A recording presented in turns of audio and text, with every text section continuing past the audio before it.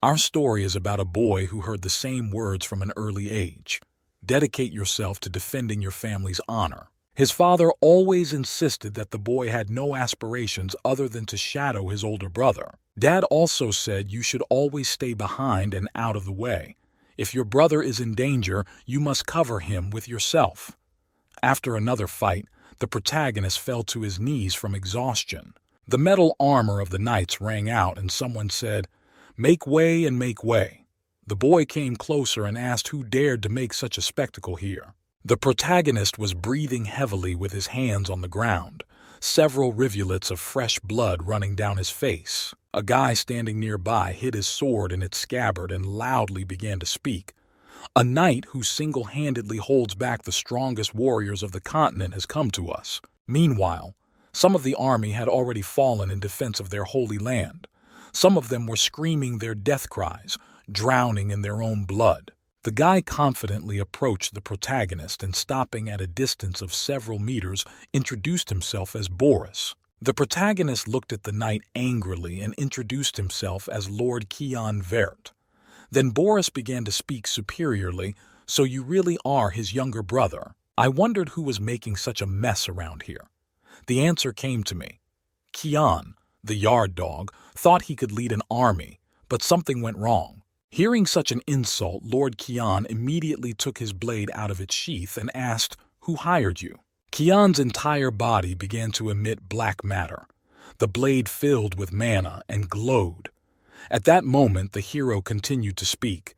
"Did the Emperor himself send you here?" Boris raised his hand to shield his eyes from the bright light. He started to say in surprise that it was a black veil, so the rumors were true. "You are a murderer from the ranks of the darkness, and also an insidious criminal." Meanwhile, Lord Kian Worth had risen to his feet. His eyes glowed sharply, and the energy emanating from his body frightened the knights who were watching the scene. Then Boris clenched his teeth and went on to say, "Your organization is an eyesore. I'll have to ask for a raise for suppressing a heretic rebel." Lord Kian didn't take long to answer, but "Go ahead if you can talk by then. Last warning, back off or you'll lose your teeth." But Boris was not afraid and, taking a fighting stance, began to say, "Surrender now you are in my power. You can't break through my 9-star barrier." The hero realized a fight was imminent and thought to notify his brother. "We need to find out who's behind this." After that, Kian immediately adopted a fighting stance and, putting his blade in front of him, loudly said, "10 barriers. I'll wipe it all out and destroy you." Suddenly there was a loud voice, "Quite Kian, move aside. You have already accomplished your mission." Then Boris immediately bowed to the incoming guy. But Lord Kian continued to stand in a fighting stance, thinking about what his father often said, to dedicate yourself to defending the honor of the family. You must always stay behind and out of the way. Your brother is our pride. Ashel's success is also your success. The hero couldn't understand what was going on and tried to put everything in his head. He thought about why Boris had decided to fight me, and now my brother had decided to come to the battlefield himself. Then Boris said that everything was going according to plan. At that moment, the hero realized that Eshel had been behind it all along. Lord Kian lowered his blade and fell to his knees. He thought of his childhood, longing to understand the laws that governed the world around him. But his brother had always been one step ahead, and now he was up to something again. Eshel looked at Kian and calmly began to speak. "You don't seem to understand why I'm here at all." Kian asked why you hired Boris. "I'm ready to tear all our enemies to pieces, and I don't need any help." Eshel looked away and said that Boris had already done his job.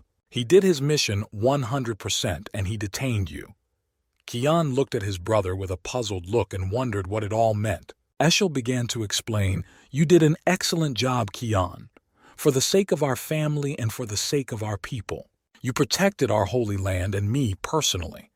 That is why I will be grateful to you for the rest of my life." Then Eshel kicked Kian in the chest and went on to say, "I have decided to get rid of the debt that has weighed on your shoulders for 10 years. Kian fell onto his back with a groan, and kneeling back down, he said loudly, "I never disobeyed my father's orders, and now I don't understand what I did wrong."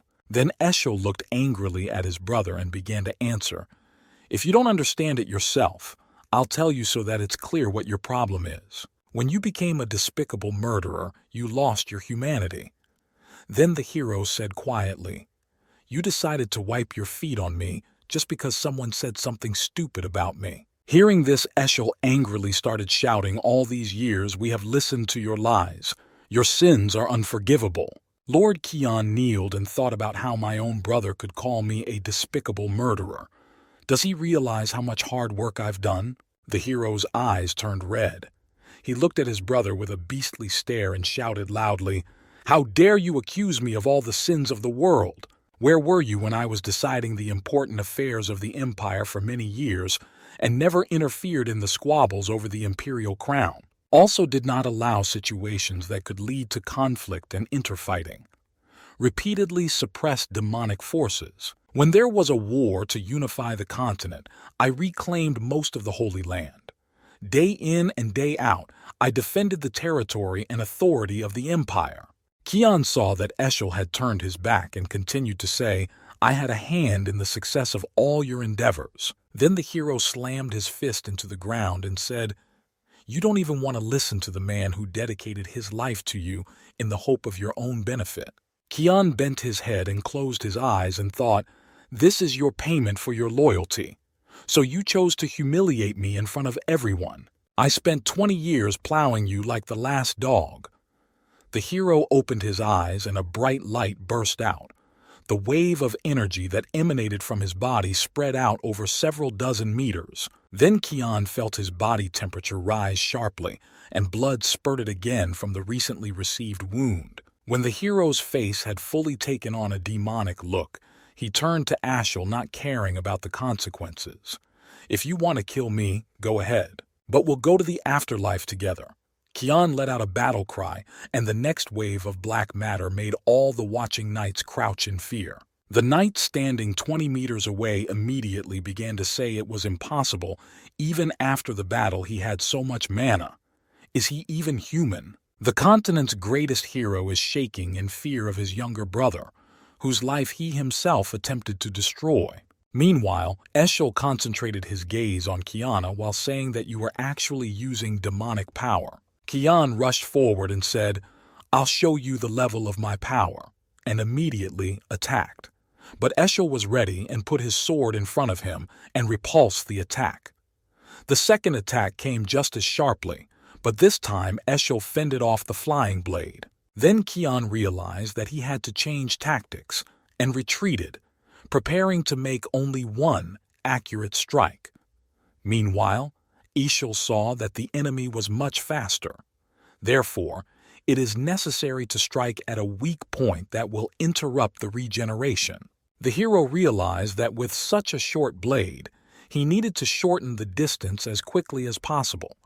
So he charged the blade with mana and began to close in on his opponent. Running up from behind, Kian began to deliver a devastating blow with full force. Eshel didn't even have time to orient himself, but a barrier suddenly appeared to protect him. At that moment, Kian realized that someone had interfered in the fight and put up a protective barrier, but still, he decided to gather his remaining strength and break through the defenses. Eshel immediately turned his attention to Boris, who was holding the protective barrier and without hesitation struck with his sword. The bright light so blinded Kian that he didn't notice the attack, and the sharp sword pierced through his body as it flew away. The hero felt a sharp pain in his stomach and losing strength dropped his blade. Then Eshel began to say, "As my brother, I wanted to give you an easy death, but you showed your true colors. I've known your nature for a long time. You've killed many monsters in your short life, but you've turned into one of them before you know it. I'm very hurt that a loved one has gone over to the other side. There's a reason I didn't trust you." Then Eshel struck his brother from his leg, pulling his sword out of him. Bleeding, Kian collapsed to the ground with a thud. Meanwhile, Lord Eshel gave the order to move out.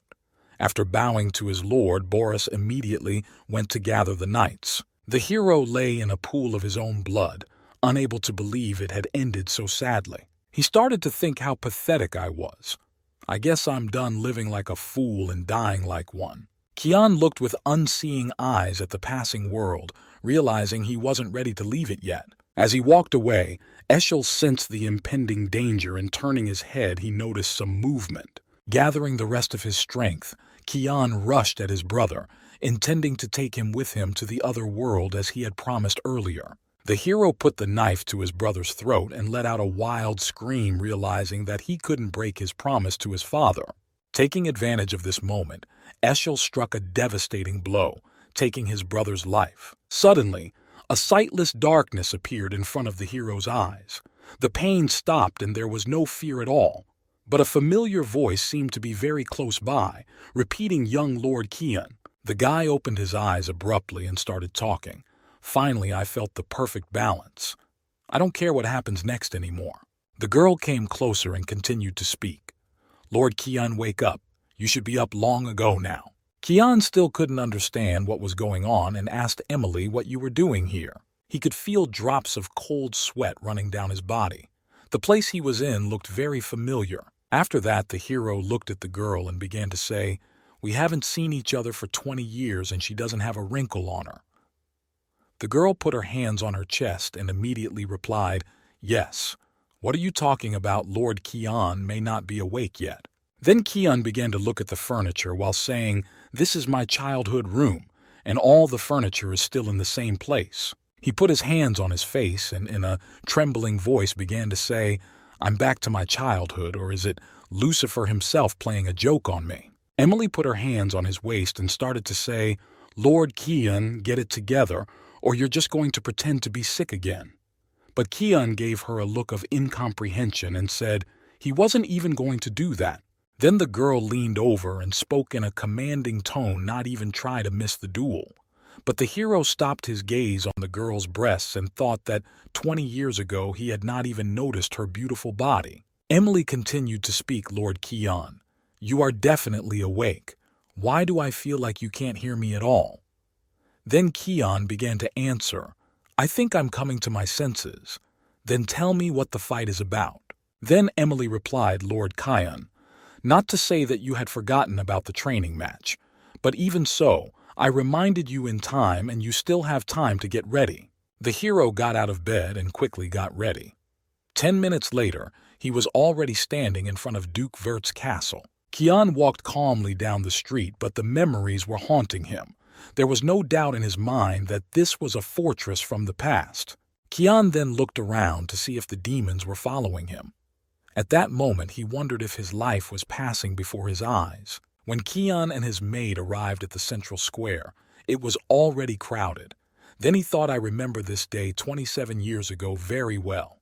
Today is March 1st, 985 years since the creation.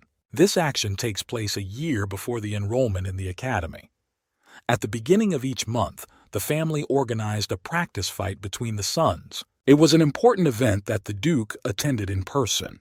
He was the ultimate judge of who would fight whom. My opponent is Kranz Werth, a half-brother the same age as me, whom I never liked. His mother is Duchess Margaret Argus. For that reason, he was given much more attention, even though we're both younger. Of the 4 sons, I am the only bastard with a murky origin. After that fight, I became the laughing stock of the world. I remember my father coming up to me and asking me to just stay out of the way. It was painful to see that he had lost interest in me." Emily stood nearby and whispered in Kinu's ear, "It is not too late to refuse my lord." But the hero confidently replied that I would just win this fight and thought that even my personal maid did not believe in me. Kian pulled out his weapon thinking it was a simple rapier, but it felt so heavy. Meanwhile, the maid warned my lord to be careful not to hurt yourself. The hero clenched his fingers on the hilt thinking this is definitely not a dream or a deathbed memory, and I've never heard of similar illusion magic. Everything looks real, which means I'm really back in time. I wonder if I can change the course of events.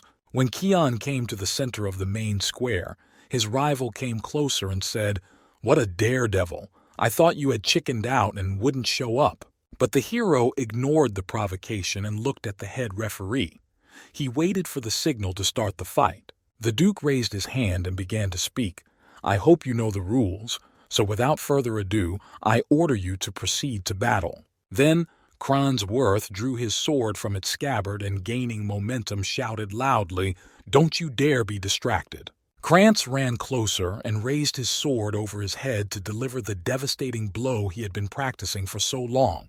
Kian looked at his opponent and wondered what was wrong with him, because in a situation like this, you can't just walk around like a snail. Then Kian calculated the distance and at the last moment took a step back, allowing him to dodge the blow. When Krantz realized that his heavy sword had missed him, he was very upset because it was his crowning blow. The strong strike of the blade against the stone echoed, and everyone present immediately turned their attention to the two fighting guys. Then Worth turned around and with clenched teeth hissed, "You're going to wish you'd gotten sick like last time." And striking a second blow, he continued to say, "Stop dodging, coward." But the hero knocked the sword out of his opponent's hands with one swift swing of his rapier. And with one hand in his pocket, he decided to teach Krantz a lesson. So Kian didn't have time to think about it and kicked him in the leg. A hard boot struck hard just below the knee. Krantz, feeling the sharp pain, squealed loudly in a child's cry. He then fell to the ground and, holding his leg, began to sob loudly despite everyone looking at him. Margaret Argius was sitting next to the Duke and she was ashamed. So she started to say, "Krantz, get up and fight. He's half your size." At that moment, Kian's left eye began to emit a red light. He thought the fight would be over as soon as I pointed my sword at his throat. But I'm not at all satisfied with what to do. After all, Krantz thought I was a loser and was looking for the perfect moment to mock me. He made my life a living hell for fun, and repeatedly beat me with his feet and hands. But the most frustrating part is that he kept doing it at the academy. Krantz took advantage of being taller and stronger than me. He took pleasure in hurting the weaker ones. The hero's eyes turned red. He looked at Krantz with a beastly stare and calmly said, "I'm going to beat the crap out of you." After saying that, Kian walked over to the lying guy and threw a punch that landed in his chest. The crane screamed so loudly that saliva came out of his mouth. But Kian ignored the tears and struck a second blow, saying, "I'll take my own life this time." After that, Kian threw a punch to the stomach. The crane immediately began to burp. The next blow that landed on his face finally knocked out his opponent. The fight ended with Krantz completely defeated, and my father postponed his planned adventure to meet me.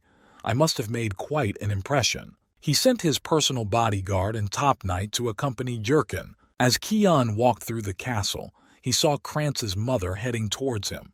The hero knew she had a mean temper, but he wasn't afraid of her. When Marguerite came closer, the hero thought it looked like she was coming from the infirmary just in a rage. So he asked the Duchess how Krantz was doing. Marguerite stopped abruptly and started to say, "How could you do that to your brother, cheeky little brat?" The hero didn't hesitate long to reply that a duel is not a game. "Now, if you'll excuse me, I have to go." But Marguerite went on to say afterward, "This is why you shouldn't mix blood with people of lower classes. What do you expect from a scum of the earth? Be thankful you can be here. We should have left you on the street in the first place." The hero's eyes turned red. He looked at Marguerite with a beastly look and began to say, "Duchess, are you really not afraid I could cut your throat? Someday your long tongue will lead you to your coffin. If you call me a freak, I got nothing to lose." Then Kian thought maybe he should just kill you. But death is too easy an outcome for you. I have a better idea, but it takes time. The hero looked at Margarita and went on to say, "You know I'm going to the academy with Krantz." Marguerite answered without thinking, "And so what?" Kian asked if you're not worried about your son at all.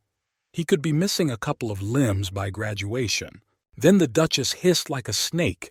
"Since when did the bastard decide to scare me and my son?" She put her hand up while saying, "Watch your filthy tongue. I should teach you some manners right now." Then Jurkin covered the boy with his hand and began to say, "My lady, your behavior is unacceptable. We must hurry, we can't keep his lordship waiting." Marguerite froze with her hand raised, not daring to strike Kian. Jurgen looked at Marguerite and apologized. He had many scars on his face and a look that made people fear him. Then Marguerite lowered her hand. She realized that it was better not to argue with Jurkin. Kian, hiding behind the huge knight, showed Marguerite a gesture that meant ram. for he realized that the Duke's orders were absolute. Heroes thought it good that I am now under the protection of one of them. It's nice to have a knight outside the Duchess's control. A few minutes later there was a knock at the door. Duke Villiers-Worth said in a loud voice, "Who's there? Come in." The boy came into the room and immediately introduced himself. "I am Kian, the youngest son of House Worth. At your command, I have arrived, your lordship." At that moment, the hero thought it was our first dialogue in 15 years. Father doesn't like people who talk too much. His respect can only be earned through rank. Duke Villiers-Worth looked at Kian and started to say, "Sit down, I want to talk to you." Kian thought about the fact that the Duke is currently the ruler of Velius' western lands of the Wusif Empire. Many know him as the protector of the continent, a great hero gifted with magical talent and a sharp mind. He has dedicated his life to slaying monsters. He was the only one who could stop the demonic invasion, a man who took on an impossible burden. Until his death, his only wish was peace on the continent. But the amazing thing is that he managed to keep it all together over the years. However, this differs from my recollection. My father chose this sad outcome for himself. He's a fool for choosing to be a servant of the people, and that's what ultimately ruined him. Duke Villiers sat down on the couch and looking at Kian began to say, "You moved as if you were calculating the trajectory of the sword. How did you know he'd attack like that?" Then the hero started to respond, "I'm sorry, but I didn't know how he'd act." Villiers went on to say, "At the moment of Krantz's lunge, you saw the trajectory of the rapier. I think you even timed it. You angled your body perfectly to avoid the sword. That's the kind of subtlety only fighters who've spent a lot of time practicing can see. I've heard rumors that you have no interest in jousting at all, but your demeanor during combat suggests otherwise." The Duke asked when you learned swordsmanship. Kian thought my interlocutor was very attentive and immediately began to answer nothing of the sort. "I just practiced in the evenings." Then Villiers began to say, "The Khan I know has no ability or desire to learn swordsmanship. I don't see the point in hiding such talent." Kian began to explain that he didn't want to draw attention to himself, but the desire to improve his physical abilities was always present. The Duke said calmly, "So the lack of information had played a cruel trick on Krantz."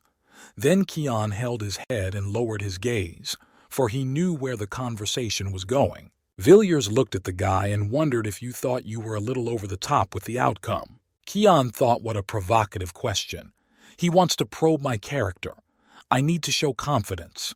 The hero said he wanted to prove himself.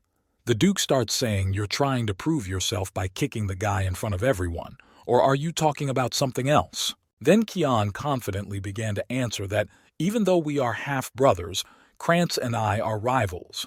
I was only honoring the terms of the duel, and he didn't want to hurt Krantz, so he didn't use his rapiers. I think getting kicked is a better outcome for him. Villiers laughed loudly while saying, "I am immensely pleased with your talent, my son.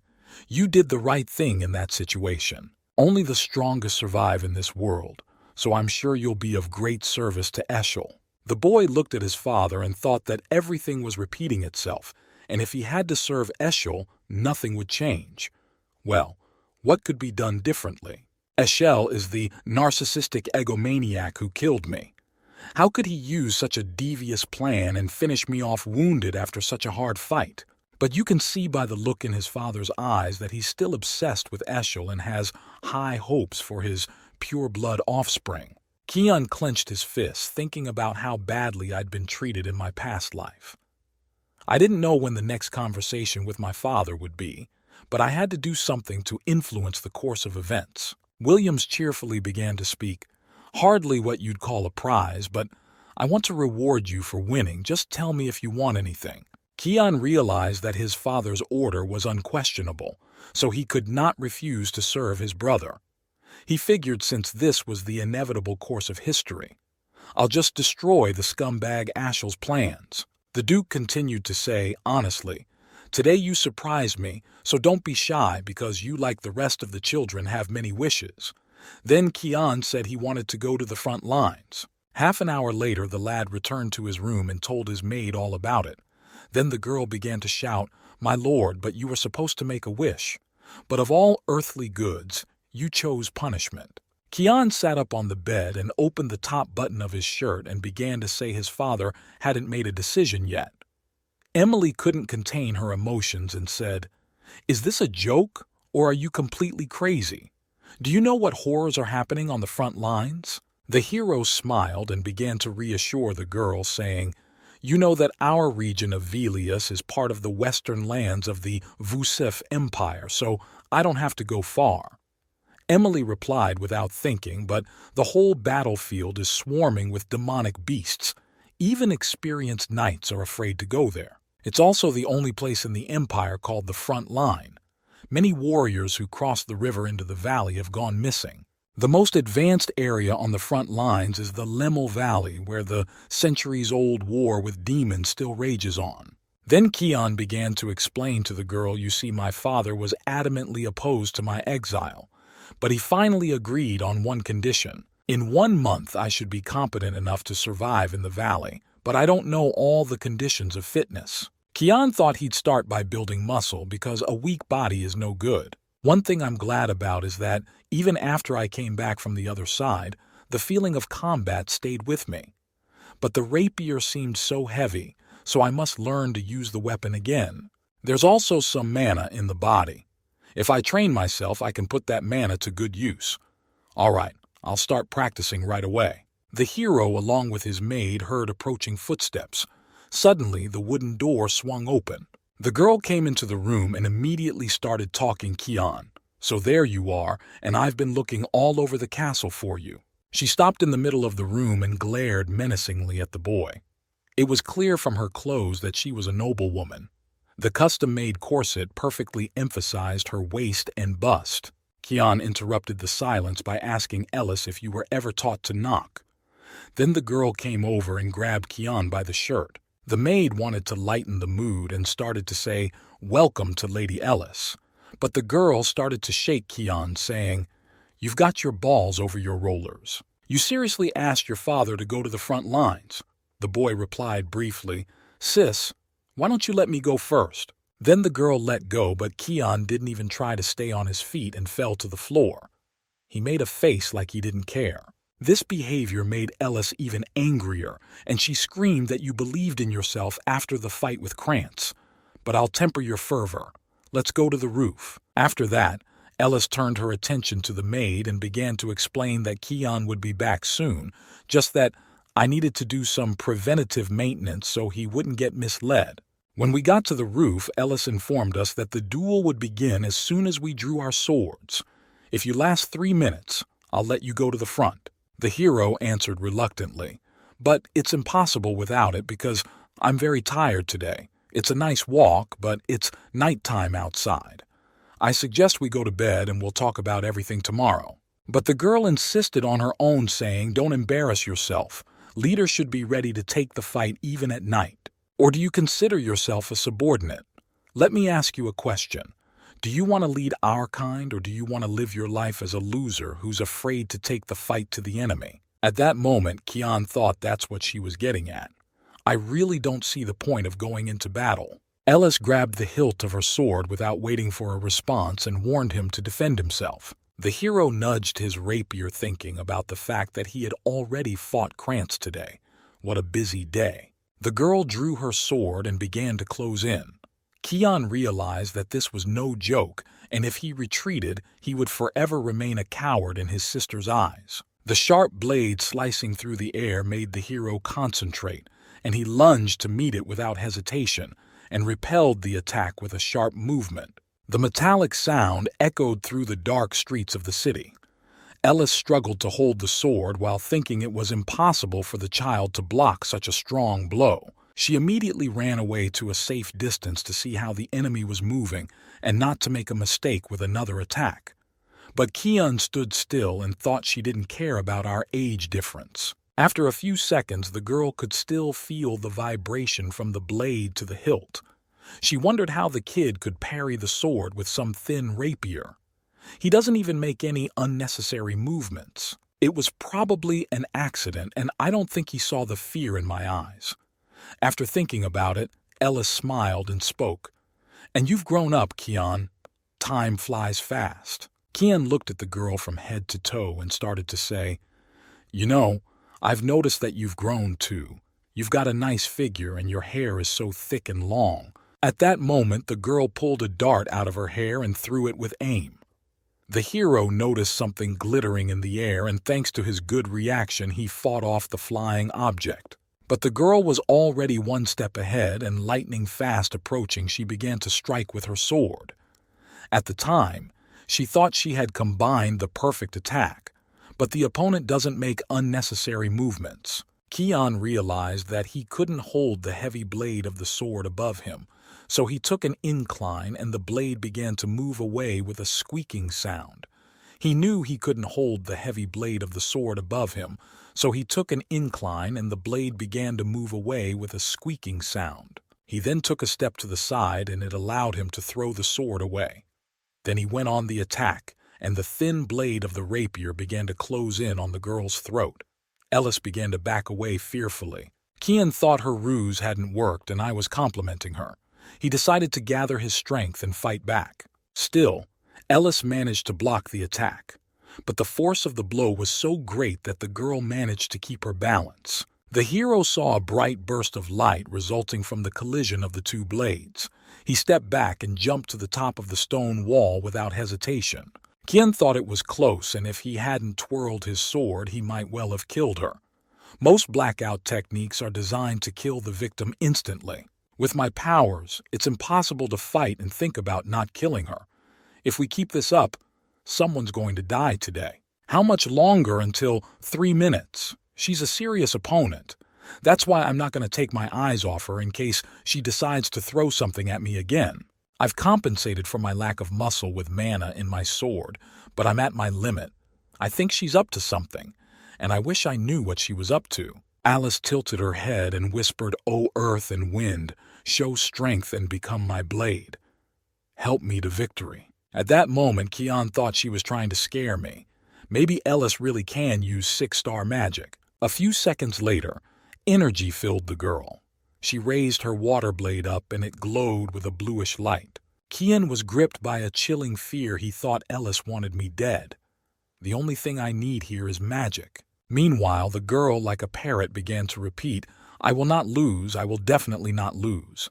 The hero quietly said badly she had lost control. "If I do, a blow of that magnitude will send me flying." She seems to be infusing the blade with mana.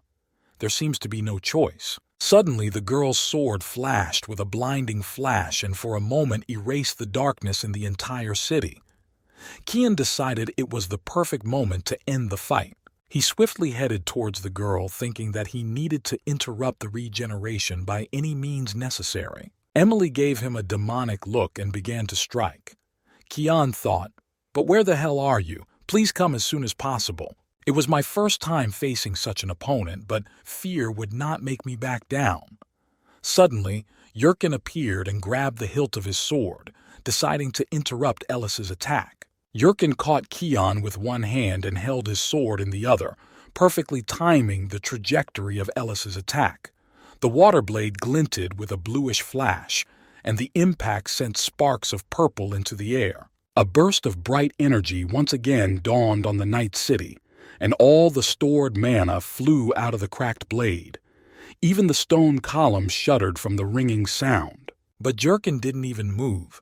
He realized that Kian was no match for her.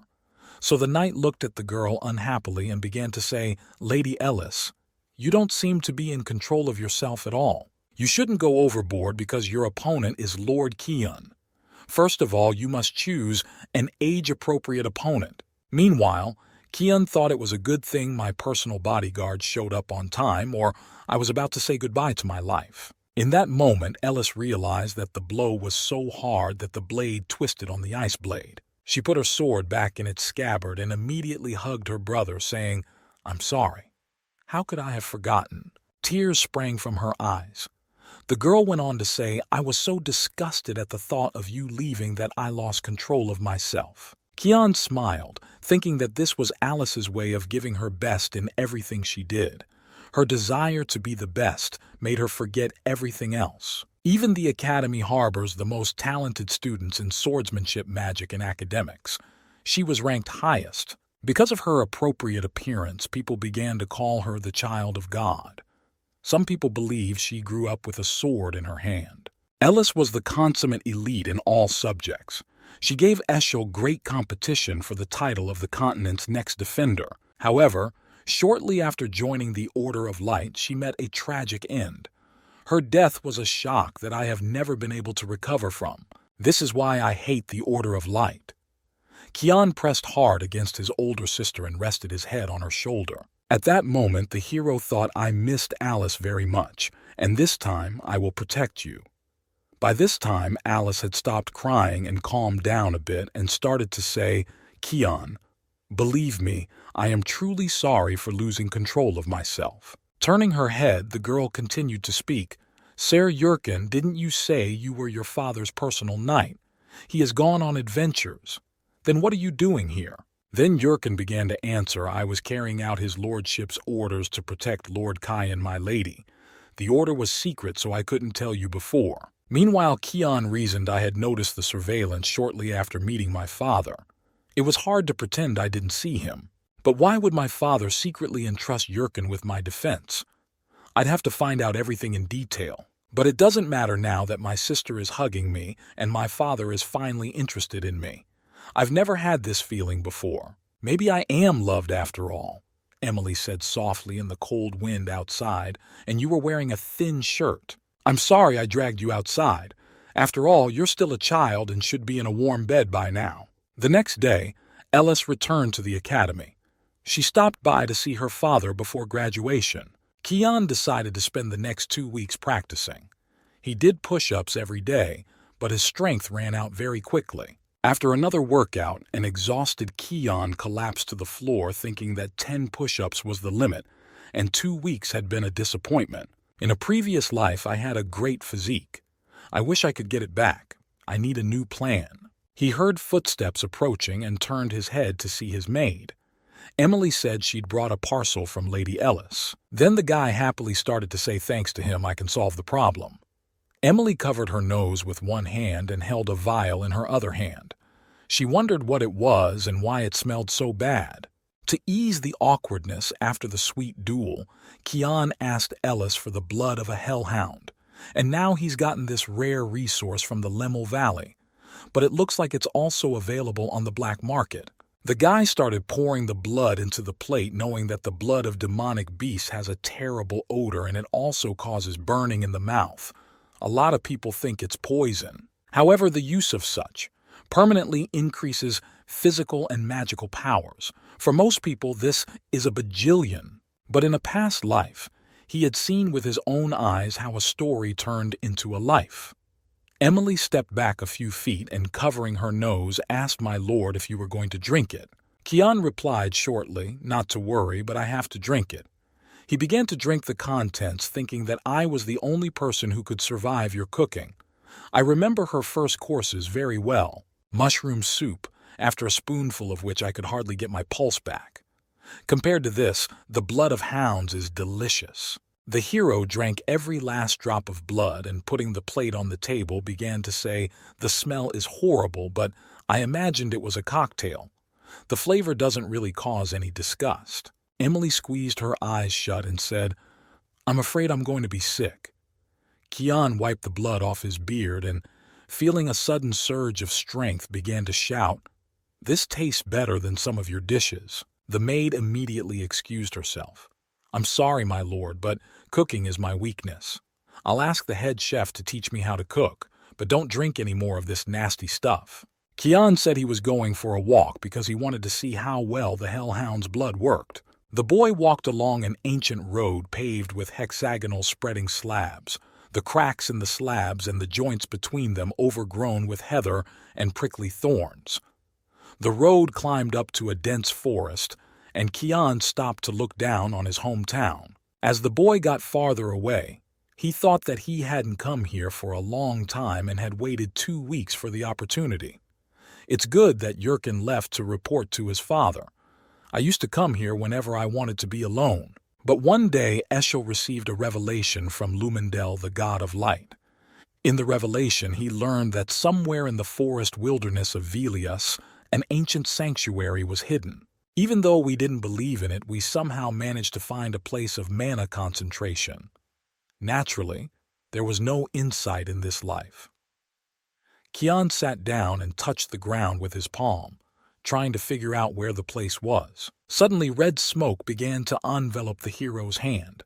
He thought I was the only one who knew this place. Then Kian slammed his palm against the ground and a flash of red flame rushed forward. He smiled, thinking that Eshel, even in his wildest fantasies, couldn't imagine what I was about to do. Instantly, a flash of red flame struck an invisible wall. The ground shook and began to part, forming a path downward. The loud crack of breaking rocks was drowned out by the dense forest. The boy decided he had to get down to business and strode down the stone steps, thinking that this place was a little different from what he had seen before. Even before the war between demons and gods 300 years ago, it was used as a shrine to Lomendel, the god of light. And even the war that turned the entire history of the earth to dust luckily couldn't destroy the sanctuary. Who would have thought such a place would be hidden in our forests? When Valus was swallowed by darkness, people hid here and prayed for a brighter future. Kian anxiously looked at the sword floating in the air with which the legendary ruler had slain many monsters. The light from the hilt of the sword illuminated the large room. "Here he is, the Lord of the Sanctuary," exclaimed Kian, realizing that the sword represents the all-pervading mind and also gives the luminous power of intelligence and insight. August 999 people managed to free Veles from demons, but losses were very big because usual people could not compare with demons. Soon demons returned and on their way killed all living beings. The battle was changed by ancient relics called the Orders of the Gods. They brought mankind a quick victory. One such relic is the Duran Dark Holy Sword blessed by Lomendel. It played a key role in the exorcism of the demonic forces. Later this sword passed into the hands of Eshel, and with this sword he killed Kian. It's a terrible memory, but now the hero is safe. The boy walked quickly up the steps and, stopping in front of the huge sword, thought that there was a possibility that Duran Dark was connected to my return. Then Kian touched the relic, hoping something would happen. He was ready for anything. But after a few seconds, the guy realized nothing was happening and started saying, "I need to find out why I'm a kid again." He got angry and kicked the blade of the sword while saying, "Holy sword," and ruined the mood. "I don't need you anyway. Even a rapier seems so heavy to me, and this iron is much heavier." The guy again began to climb the stairs, machine counting them. Counting the steps was 25 on this staircase ended, and the hero began to consider a strange sign depicted on the stone floor. He crouched down near the shadow and calmly said, "The brighter the light, the thicker the shadows." He could easily be confused with the shadow of the holy sword. But it's not a shadow at all. I know better than anyone that darkness always follows the light. Then Kian slapped his palms against the rune that was embedded in the stone floor, and a flash of red flame rushed forward. The boy instantly froze, and the room was illuminated by pinkish sparks. Under the pressure of the opposing forces, the way to another room opened up. He didn't hesitate to head down the path and had to kick and push hard to open the heavy door. Entering the room, Kian began to say, "There you are. I'm overjoyed because it's so good to see you again." He nimbly ran up the stairs, trying to breathe silently, and when he got to the top, he immediately took the blade. Kian joyfully began to say how good it was to have my faithful partner behind the altar. The hero's eyes lit up and black matter began to be released from the blade. The boy shouted, "Kiram, you seem so much bigger now." Kian held the blade in front of him while saying, "Wake up, sleepyhead. I won't hide it. I missed you." Then the guy started swinging his sword, but it didn't do anything. Then he started saying, "Don't keep me waiting. Get up now." As the red flames began to envelop the blade, Kian continued to say, "I love this feeling. It makes me want to cut something." The ground shook under the guy's feet and black matter began to form. After a few seconds, he saw demonic eyes, two lights staring at their victim. A chilling voice echoed throughout the sanctuary. "Do you have any idea what my awakening means?" Kian answered briefly. "I have no idea.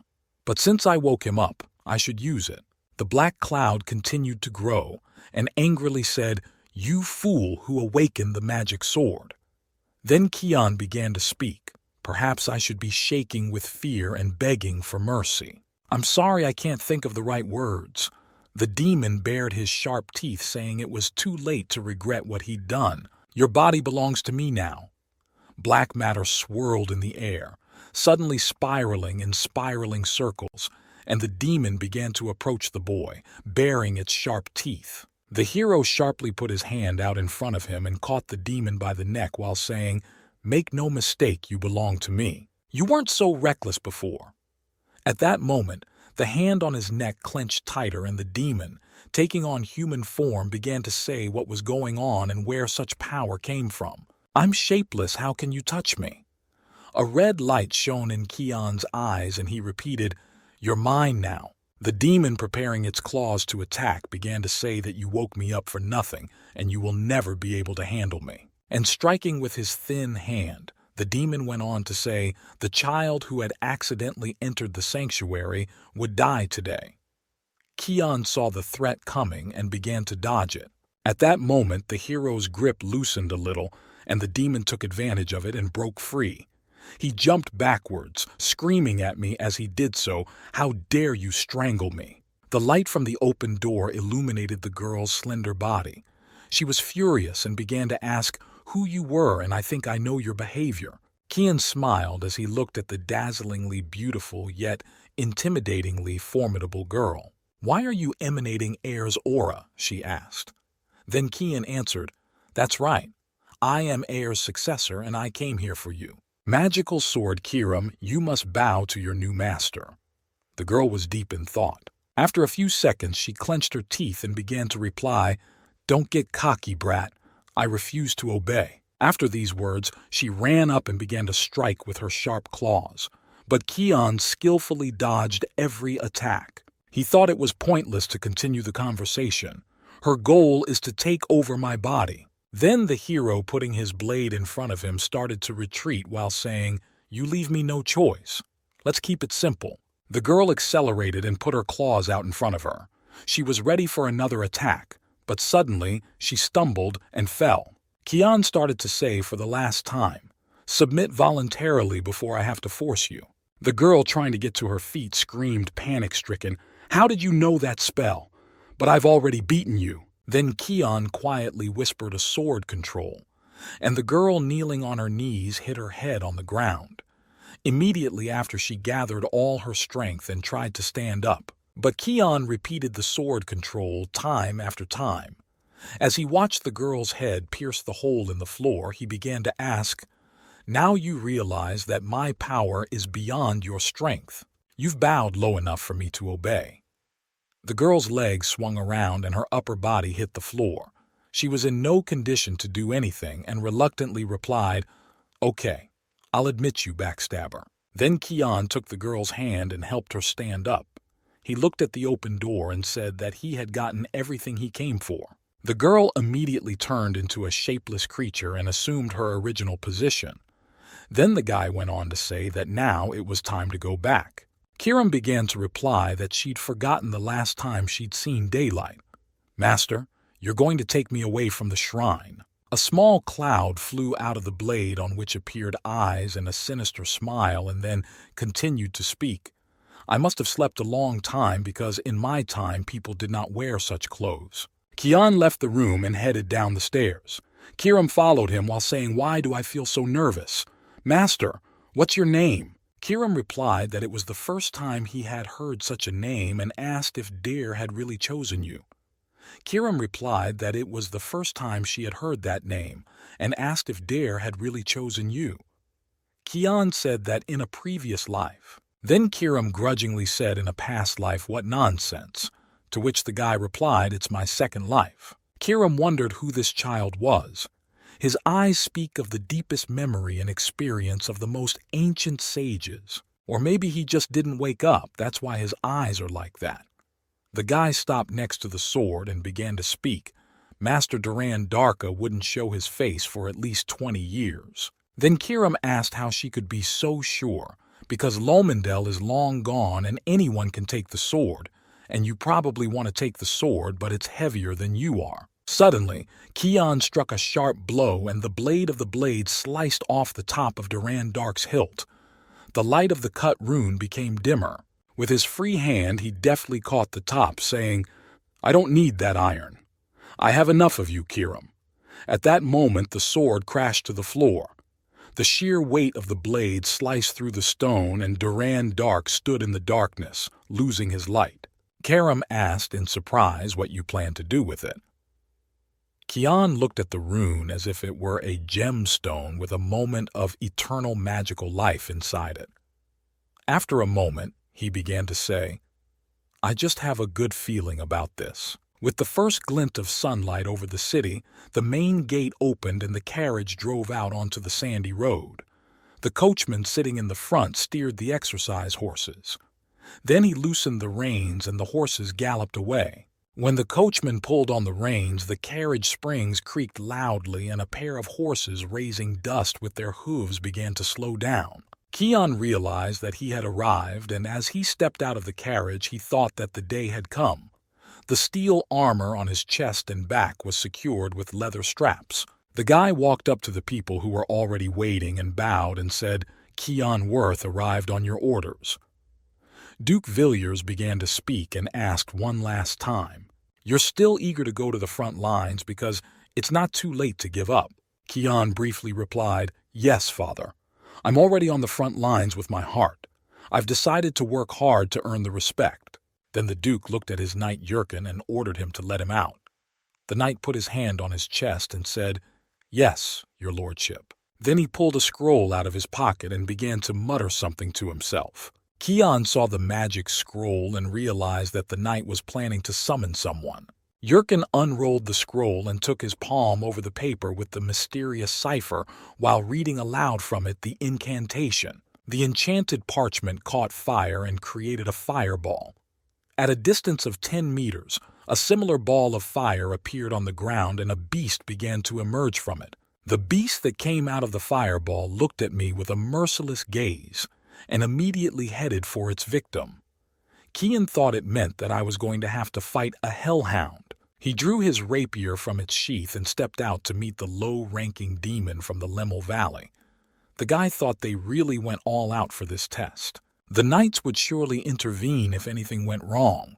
He turned his head slightly and saw the knights gripping the hilt of their swords. Then Villiers began to say a warrior must take responsibility for his words, and if you want to go to the front lines, you have to pass the test.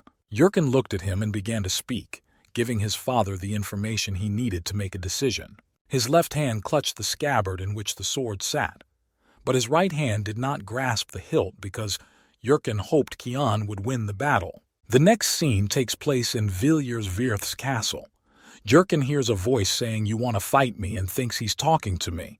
Maybe it's a joke. Then Kian stepped closer and continued to say, "There are 3 days left until my test. I wouldn't want to fight the air the whole time. I train every day and now I need the experience of a real fight. So you're going to help me get stronger." But Yurkin, thinking differently, started talking about whether it would be better to duel with someone your age. "How about Krantz?" The guy explained that for some reason Krantz had started avoiding seeing me, and Ellis is at the academy, so there's no one to fight. Ritzar thought I was watching a guy who actually practiced, and that puts me in a quandary. But everyone who lives in these hard times must know how to fight. He removed his sword and its sheath from his leather belt, saying, "Well, if you insist. However, my blade will remain in its sheath. I will focus on defense, so attack all you want." Kian thanked Yurkin and unsheathed his sword and continued to say, "I have one more favor to ask of you." He looked at his opponent with glowing eyes and said, "Father must not know a word about our duel." The knight looked at the boy in silence. Kian suddenly lunged forward and with a shouted order began to strike. Yurkin saw the sword glinting deadly. He got into a fighting stance and put his arm forward to ward off the blow with his legs. Afterwards, he noticed that there was a deep cut on the hard cover and thought what a heavy blow. What kind of strength this kid has? Yurkin realized from the guy's first movements that he was very fast, and the strength he possessed was not equal to his age. The technique of sudden combat in most cases brings victory to the attacker. At that moment, the knight looked away, but the guy had disappeared somewhere. He saw Kian doing a somersault over him and thought he had the time to do it. Kian realized that he had successfully jumped over and immediately attacked him from behind. But Yurkin realized the boy's whereabouts in time and turned sharply to repel the attack. The defense was strong, so Kian was thrown back and braked his feet on the stone slabs. And trying to find the knight's weak point, he began to close in. He jumped up again and put all his strength into his sword. But Yurkin stepped forward to meet the attack with dignity. The guy ran backwards, saying, "I don't think I can handle you yet, but it's a good lesson for me." Then he put his sword back in its scabbard and went on to say, "You did a good job, Yurkin.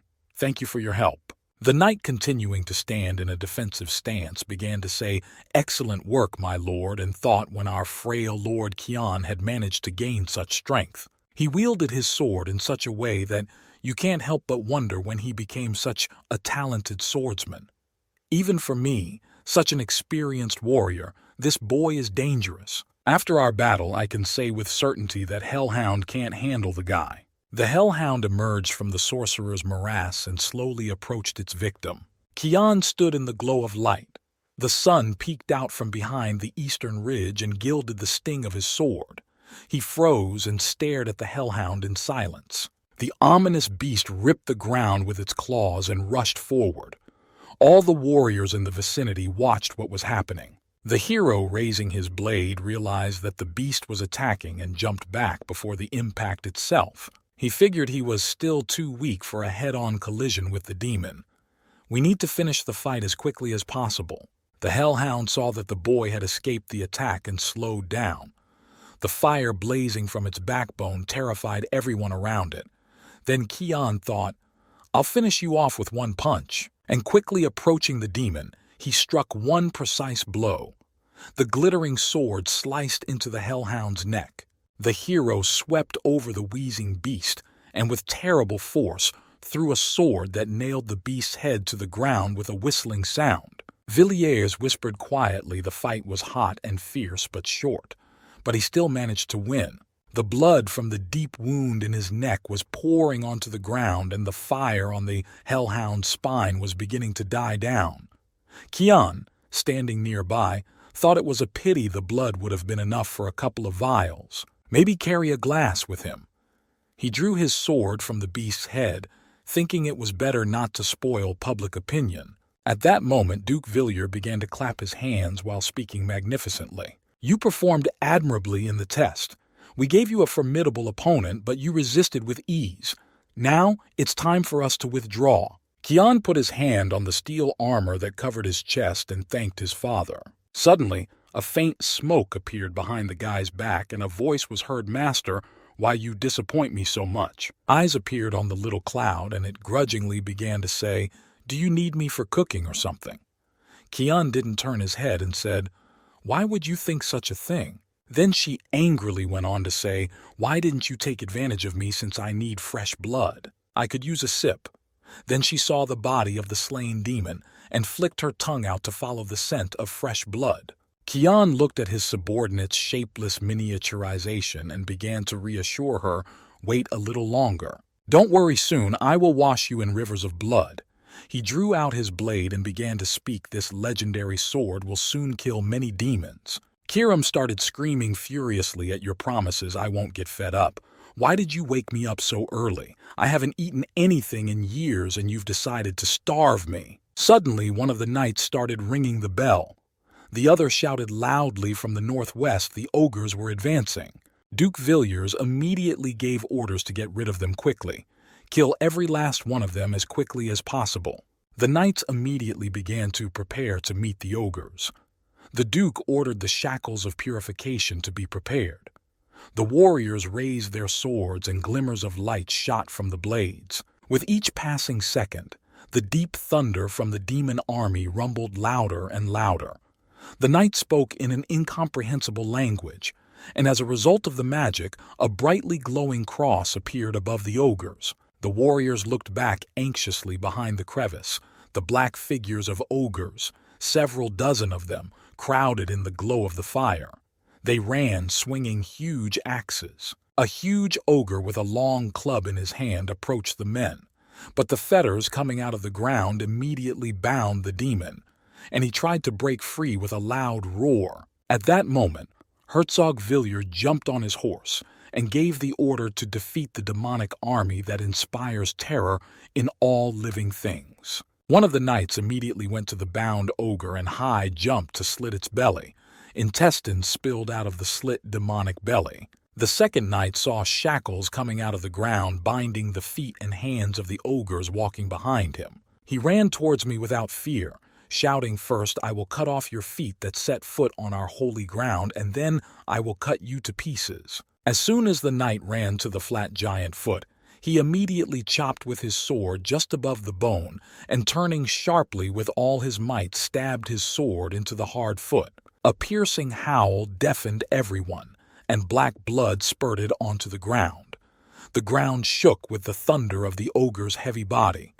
Kian and his maid saw the knight slit the ogre's throat. Two streams of tears rolled down Emily's cheeks, and she began to ask my lord in a shaky voice what you could possibly need here. "You're not scared because it's so creepy here," Kian, sitting on his horse, thought, "and here I am again.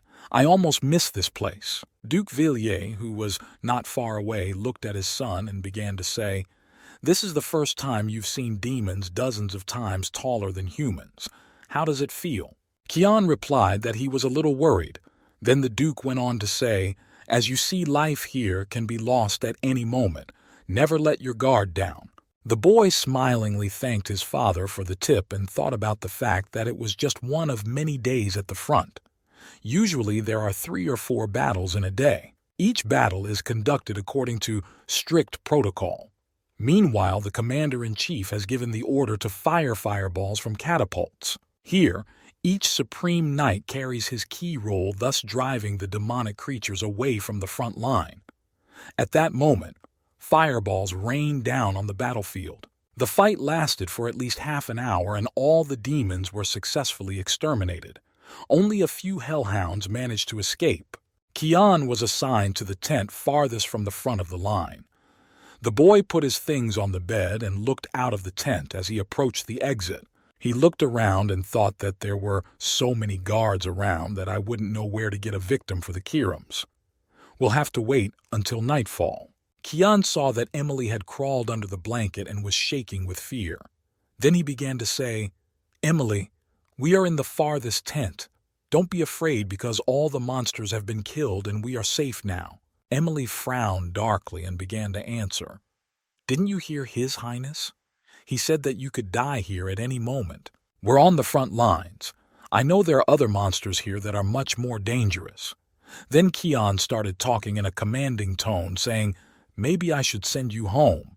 The girl poked her head out from under the blanket and began to shout, joking with me, "You're not capable of anything without me. This place is full of demon spawn.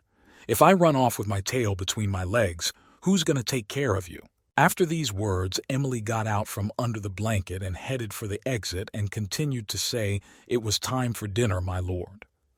Kian looked at her and asked for his cloak, but the girl didn't even turn her head and walked out.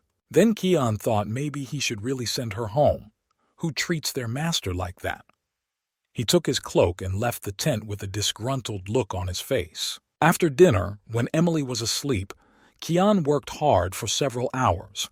He thought I had made a scarecrow that looked like myself, and even sewed on some extra accessories. He put the stuffed animal on the bed, and as he covered it with the blanket, he thought that the plan should work. Suddenly, Kian heard a sleepy voice even here planning to train. Then he started to reply, "Sorry, I didn't mean to wake you up." Emily wiped her eyes with her hand and continued to say, "You are so diligent and you never cease to amaze me. I'm sure his lordship is proud of you." Then the boy put his hood over his head and answered without thinking, "You see, for my father to be proud of me, I have to earn it. I'll be back soon, and you cover me up. If a guard comes by, the scarecrow under the blanket is me. "You must say that I am fast asleep." The girl yawned and answered at once. "Of course, my lord, I will say that you must not be disturbed in any way." Kian left the tent and thought that at night the guards were getting stronger, and he had to run now or never, because there would be no second chance. After that, he silently ran a few 100 meters and disappeared behind the high rocks. Hiding behind the rocks, Kian realized that the hellhounds had already smelled him. At that moment, he thought of the territory called Misty Descent. It's a high-risk area teeming with monsters. A reddish light flashed coldly in the hero's eyes as he thought it was a good place to test Kiram. The guy displaying his blade in front of him immediately stepped out to meet the hellhounds. At that moment, Kiram began to say how much fresh blood the master cannot contain. "Let me cut them all." Kian replied, "Of course, Kiram, as you wish." The hellhounds growled menacingly and raced toward their prey. The jaws of the first demon opened wide and sharp teeth gleamed in the darkness. Kian saw the monster displaying sharp claws to attack and jumped aside just before they collided. The boy watched every movement of the hellhounds carefully and thought to avoid a head-on collision with them, but the fight should be over as soon as possible. The hellhound braked sharply and began to turn around.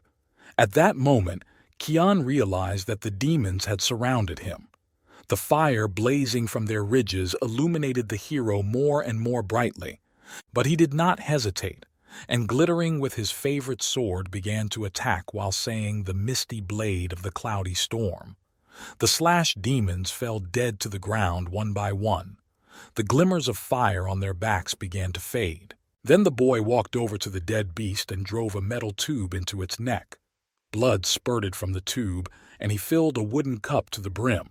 He then drank the hot blood to the last drop and felt a sudden surge of strength. Kiram started talking about how it was like I was reborn. Kian started to say that in that case, we should continue training.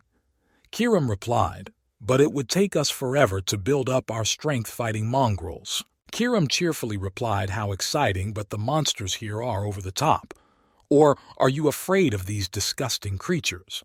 A few seconds later, the hero saw some pretty big monsters. The night sky, shimmering with bright stars, brightened the way of the two carriages. The coachman in the front drove the horses. On the sides rode the riders guarding. As the coachman turned, trying to stay as far away from the cliff as possible, the carriage springs rumbled loudly and several pairs of horses rushed forward, clattering their hooves against the rocky road. The two girls inside the carriage were talking. The girl said that it was too dangerous on the front lines. "It's not too late to change your mind, Your Highness." Then the princess began to reply, "I told you not to treat me like a child." How many times do I have to say it? As a princess, I must help my father, the emperor, on his journey. Don't you dare bring that up again. I think it would be better to talk about something good. The subordinate lowered her eyes down and said, "Yes, Your Highness." "Oh yeah, I just remembered something. Duke Vert's youngest son is also on the front lines. Rumor has it he's the same age as you." The princess replied without hesitation. Duke Worth had brought his youngest son to the front lines. Maybe he's stupid enough to leave himself without offspring. But the subaltern began to reply that the Duke didn't want to take his son to the front lines. His son volunteered, like you, and maybe in the future you can get along with this guy. At that moment, the princess looked up at the starry sky and began to reply, "I am not interested in the Duke's son at all. Let's end this topic because I want to sleep." The subordinate briefly replied, "Yes, Your Highness." Then the princess shifted her gaze to the girl and wondered what his name was. "You say he's the same age as me." The subordinate briefly replied that the guy's name was Kian Worth, and he was currently at the main post near Lamel Valley. The full moon emerged from behind a cloud and illuminated the princess's pretty face. Her burgundy eyes took on a touch of mystery and she said quietly, "Kian Worth means." The next action takes place on the front lines. The battle cries of the knights came from the wound and a glittering sword shattered a demon from the valley into several pieces. The feathers of the defeated monsters flew in the air. Duke Willers, holding a bloody sword, asked if there were any casualties. A nearby knight began to reply that there were no casualties. Then the knight looked up into the sky, trying to see if there was any threat. There were many dead demons lying on the battlefield. Blood was still gushing from their wounds. Then the Duke ordered everyone back. He realized that the battle lines had been disrupted and a second wave of demons might suddenly attack. Afterwards, Villiers saw his son pulling a sword out of a defeated demon.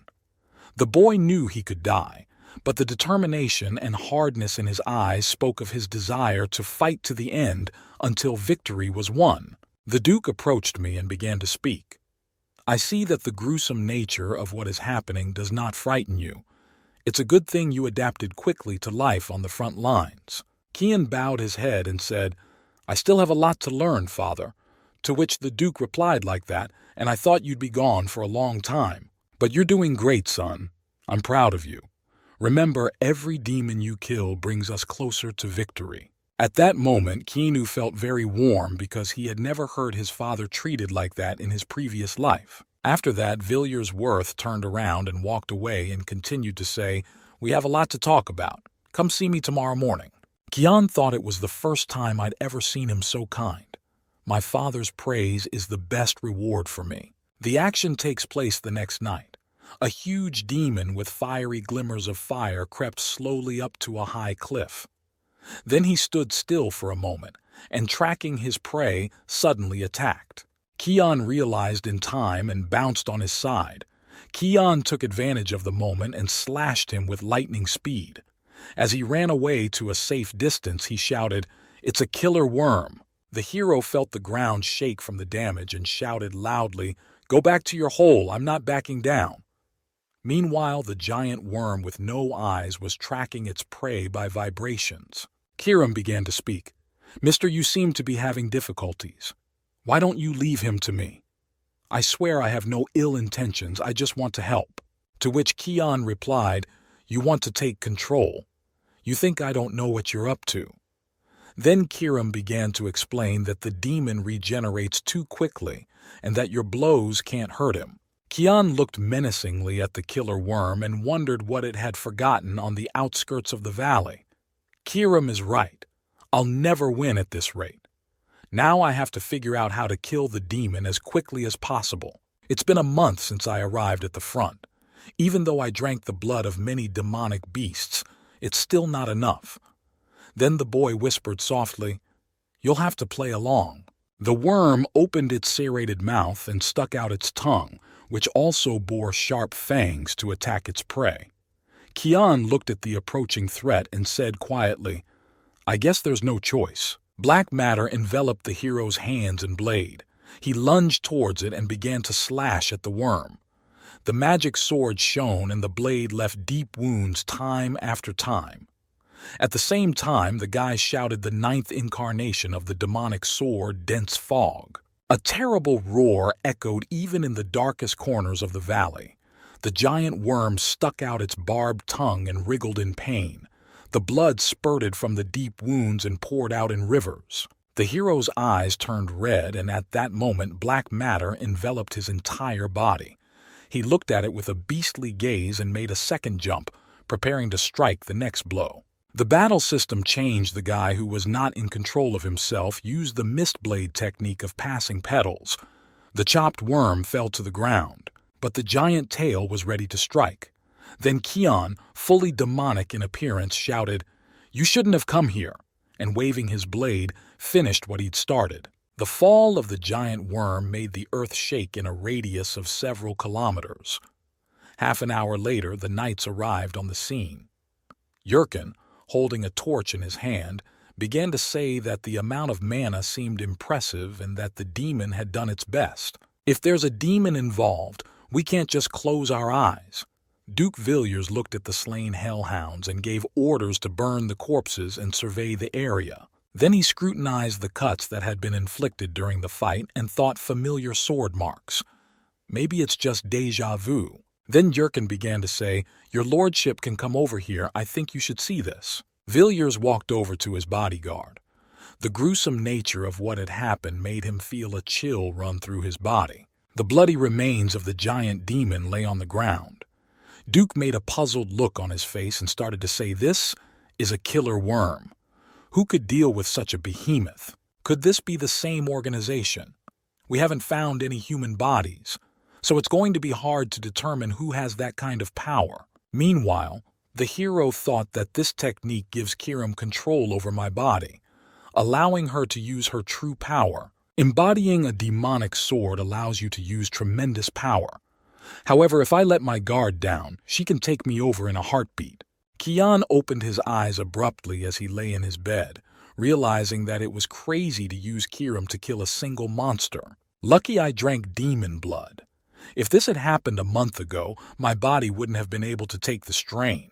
The guy grabbed his head in terrible pain. A puff of smoke flew out from over his shoulder, revealing eyes and a mouth. The shapeless demon began to speak. "You may look like a child, but everything about you says otherwise. I think I'm beginning to understand why you're so perfect at keeping me in check, and the spell you used after I awakened is known to few." Then Kiram went on to say, "I saw you take down the Hellhounds. Your use of the darkness techniques is top-notch, completely familiar with the geography of the valley. Besides, you said this wasn't your first life. Now I'm 100% sure you're a regressor." The guy looked at Kiram's miniature and started to say, "I've told you this before, but you're just getting it now." Then Kiram started yelling, "And how am I supposed to understand if you didn't explain a damn thing? Now I see why you were so angry about that sword in the shrine. I doubt killing you is an easy task." Duran Dark's owner did his best, which means there are only two options. The first option is that you either fell in a duel. The second option is that you are the victim of treachery. I think the second option is correct. Kian started to answer where you got those thoughts from. Then Kiram started to answer you were looking at the holy sword like crap. So your main goal is revenge.